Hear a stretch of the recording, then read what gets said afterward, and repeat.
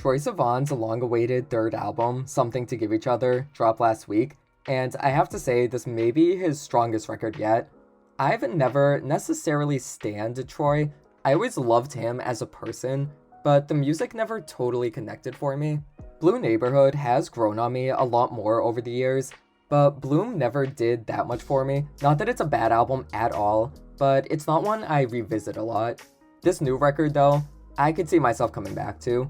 There's a lot of great cuts on here that blend genres like house, dance, synthpop, and R&B to make something that feels very classy and at the same time very horny. These are the types of songs I'd imagine would be played at a really high-class club. I just get that vibe from it. I appreciate how there's a lot of up-tempo moments. I feel like his previous albums were a little bit slow for my own personal taste. Again, not that that made them bad, but just personally, I could have used a little more excitement, and that's what he gives here. This is the album I've been wanting from him since I started listening.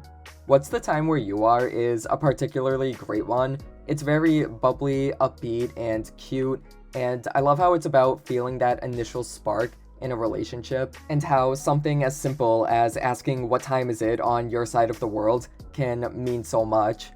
In My Room is a great chill bop, so lusciously produced and pretty sounding. It really just sounds like ear candy, and Guitarra de la Fuente makes for a great addition to it.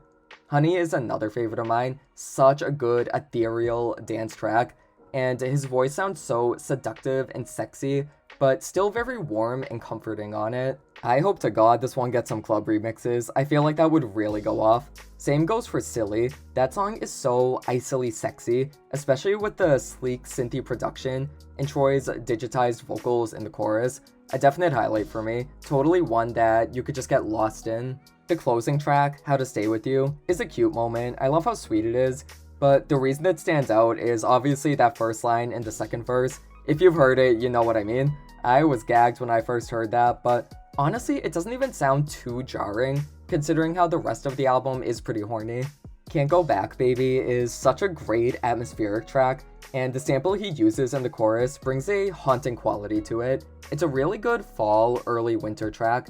I feel like I'll be listening to it a lot as the weather is getting colder, and it starts to get darker earlier. I love the pre-chorus too. Again, very ethereal sounding, but with a hint of sadness, and I think that's what makes this album in general so great. There's a sense of melancholy throughout the whole thing that doesn't make it necessarily a sad album, but more so a realistic one. Something to Give Each Other was made for the gays, not just because it's Troye and not just because it's a dancey pop album, but it really speaks to the contradicting feelings that come with being queer. On the one hand, there is an inherent sadness with being labeled as different by so many people, and I think that's reflected in tracks like One of Your Girls, which for how sexy of a song that is, there is still this sense of tired resignation that you can hear in Troy's voice as he's bending himself to suit what he thinks straight boys want. On the other hand, you have moments of genuinely blissful euphoria where you can escape the world even just temporarily and be yourself, which is something tons of queer people cherish since we can't really be ourselves all the time, and that joy is best exemplified on the singles Rush and Got Me Started. Rush is still such a bop to me. I have heard this song, no joke, every single week at every gay club I've gone to since it came out, and I still go off to it. It really is such a great club track, and Got Me Started is like the chiller younger brother of it. I actually don't mind the Shooting Stars sample he uses. I know some people said that kind of took them out of the song since it was a bit distracting since that was a meme years ago, but I don't know, I think it works. It contributes to the song's spacey dance floor vibe, and I love it for that. Overall, even though it's still too early to tell, this may be my favorite Troye album. I think the only lowlight I have would be Still Got It, and even then I like that song. I just don't like it as much as the others. This is just a very cohesive body of work. Like I said, it's very reflective of the queer experience and all the highs and lows that come with it. And obviously it's not reflective of everyone's experience, that would be impossible, but in the general sense, I think this captures what it feels like for a lot of people, and I have to applaud Troye for that.